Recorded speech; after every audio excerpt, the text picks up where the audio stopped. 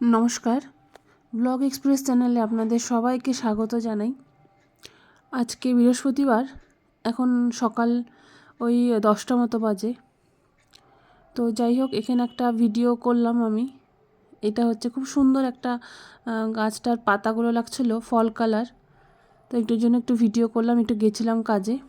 তো এই যে বাইরেটা হচ্ছে দেখাচ্ছি, পুরো রোদ উঠছে। বেশ ভালোই লাগে রোদ উঠলে, সকালে ঠান্ডা থাকে ঠিকই, রোদটা উঠলে কি হয় ভালো লাগে।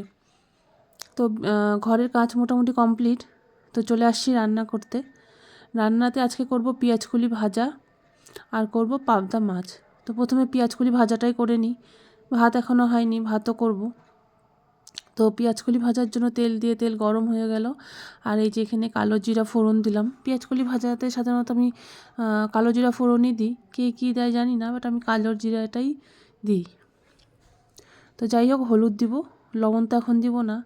হলুদ দিয়ে আস্তে আস্তে ওটাকে ঢেকে ঢেকে ভাজবো। আর সেই পেঁয়াজকলির স্বাদটা এখন আর পাওয়া যাচ্ছে না, যেটা আগে পাওয়া যাচ্ছিল। তো যাই হোক, যতদিন আছে ব্যবহার করে নাও। তো যাই হোক, পাবদা মাছ করব।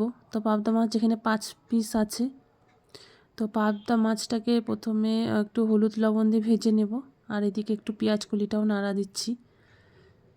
তো যাই হোক, পেঁয়াজকলিটা হয়ে গেলে আমি এটাতেই পাবদা মাছটা বসাবো। আর এদিকে আমার মশলাও করা নেই, মানে মশলা করা নেই বলতে আদা লঙ্কা বাটা আছে, কিন্তু জিরা বাটা নেই। তো এখানে জিরা বাটা আর টমেটো আর পেঁয়াজ দিয়ে করব পাবদা মাছটা। তো এদিকে মশলাটাও করছি, এদিকে মাছটাও ভেজে নিচ্ছি আস্তে আস্তে। 5 পিস মাছ তো বেশিক্ষণ লাগবেও না ভাজতে। আর ওইদিকে অলরেডি আমার মশলাটা হয়ে গেছে।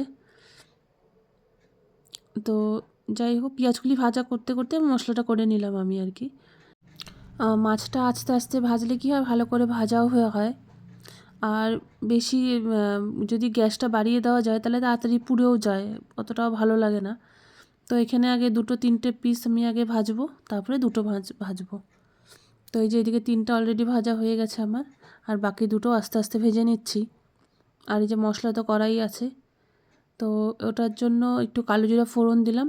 আর এই যে মশলাটা, জিরা বাটা, আদা বাটা, লঙ্কা বাটা আর পেঁয়াজ আর টমেটো, এটা আমি এখনও কোনো আলু টালু দেবো না, একদম গামাখা করে করব।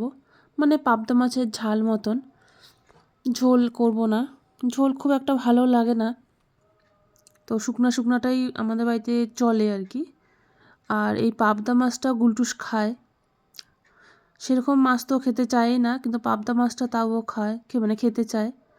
তো যে মানে ঢেকে ঢেকেই করবো যতক্ষণ তেলটা বেরিয়ে না আসছে, তারপরে জল দিব, তারপরেই মাছটা দিব। তো আমি মশলাটা ঢেকে ঢেকে করলেই ভালো লাগে আস্তে আস্তে, আর গ্যাসটা বাড়িয়ে দিলে মশলাটা অতটা ভালো ভাজা হয় না। তো এই যে মশলাটাও হয়ে গেছে, এখানে জল দিয়ে মাছ ফুটিয়ে নিয়ে একটু মাছটাকে আমি দিয়ে দিলাম। আর এদিকে ভাতও হচ্ছে, আর এদিকে তো পেঁয়াজকলি ভাজাটা হয়েই গেছে অলমোস্ট। রান্নাবান্না কমপ্লিট আমার।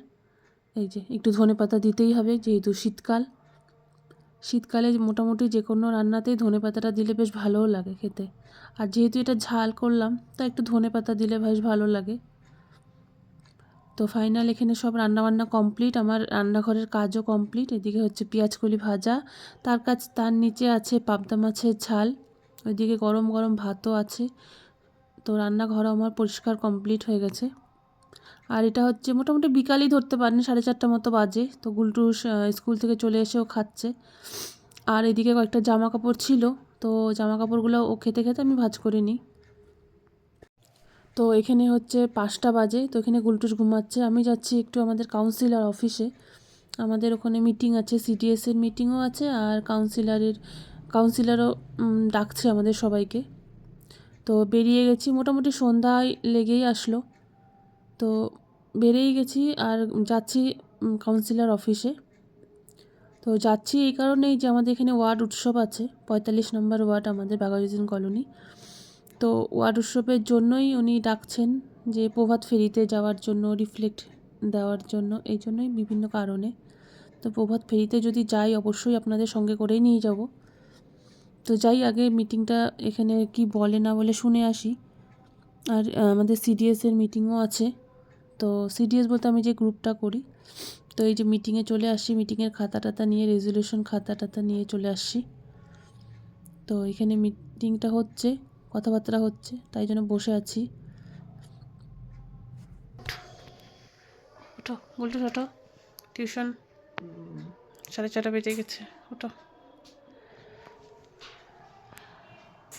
ওঠ। তো এই যে গুলটুসকে টিউশনে দিয়ে আসলাম, আসার পরে যে রিফ্লেক্টটা একটু দেখাচ্ছি আপনাদের। তো এখানে বিভিন্ন জিনিস কখন কি হবে না হবে, ডেট টাইম সব দেওয়া আছে, এইজও দেওয়া আছে। তো ঠিক আছে, এটা দেখে যাই।